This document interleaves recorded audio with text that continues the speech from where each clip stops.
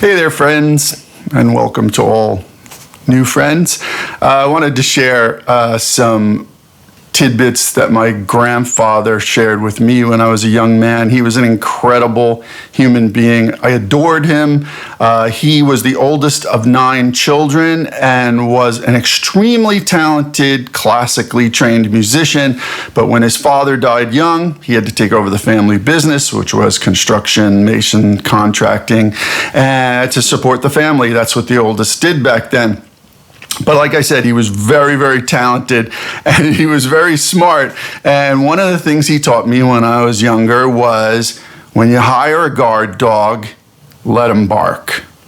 And what I mean by that is, in context with music, is I'm going to use an example for 2 young singer-songwriters that I was hired to produce in the past. Both of them were fantastic.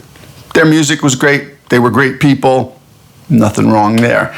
But when it came time to go into the studio, one of them said to me, I want to use my drummer and I want to use my bass player. And I was like, well, for a few $100 extra, we can get total pros to bang this out in one day. And I've got guys I work with regularly that are amazing, and you've heard them on records before. No, I want to use my guys. Okay, no problem, no problem. I said, fine. His guys came in. They were really nice guys as well. They were decent musicians, but they weren't experienced in the studio. Now, why does that matter? Because when it came time to mix, the bass player, there was a lot of mistakes. Now, thankfully, we're in Pro Tools. We can move stuff around. But in the old days, you couldn't have done that. We would have been there all day fixing mistakes. The drummer, this is why studio experience is important. The artist was like, well, pull down the cymbals. And I'm like, okay, pull down the overheads. Pull down the cymbals some more. Pull them down some more. Pull them down some more. I'm like, they're off. He's like, oh, right.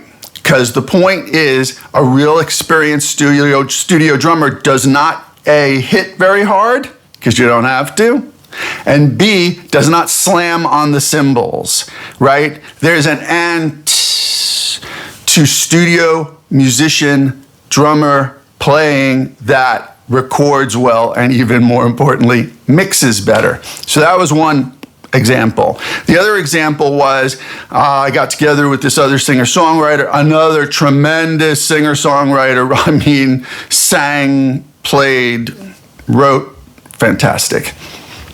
Spent 6 months in pre-production, 6 months working on the songs, making them better, not really rewriting them, arrangement, which I feel is part of a producer's job. Anyway, get time to go in and record.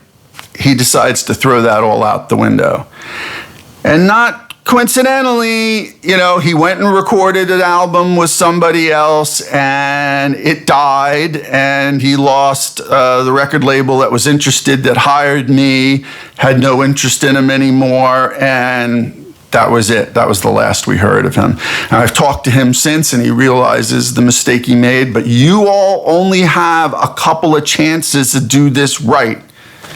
When you hire a guard dog, let him bark, or do it yourself.